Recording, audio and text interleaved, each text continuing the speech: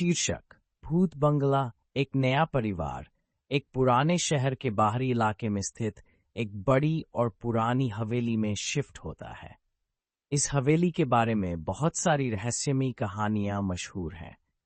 लोगों का कहना था कि यहाँ कभी एक परिवार रहता था, लेकिन उनकी मृत्यु एक रहस्यमयी घटना में हो गई थी।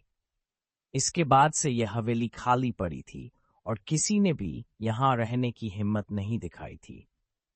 नया परिवार जब इस हवेली में रहने आता है तो पहले सब कुछ सामान्य लगता है, लेकिन जल्दी ही उन्हें कुछ अजीब घटनाओं का सामना करना पड़ता है।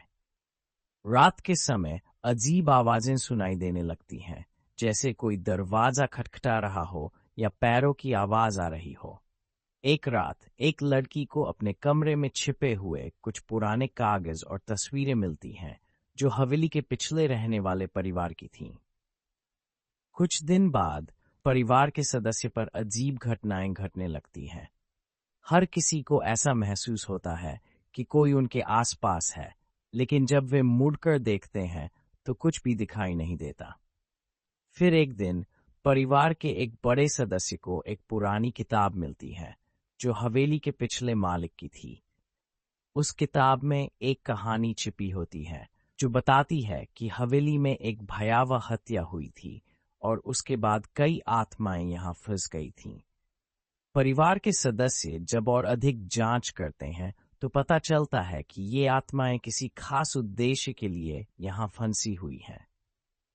वे अपनी मृत्यु के बाद भी इस हवेली में रहकर बदला ले रही हैं। एक रात परिवार के सदस्य को ये समझ आता है कि उन्हें न केवल अपनी जान बचानी है, बल्कि इन आत्माओं को शांति देने के लिए भी कुछ करना होगा।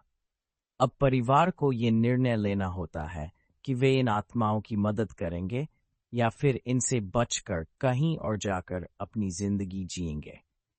परिवार एक खास तरीके से इन आत्माओं को शांति देने की कोशिश करता है, ताकि वे अपनी दुनिया से रुखसत हो जाएं।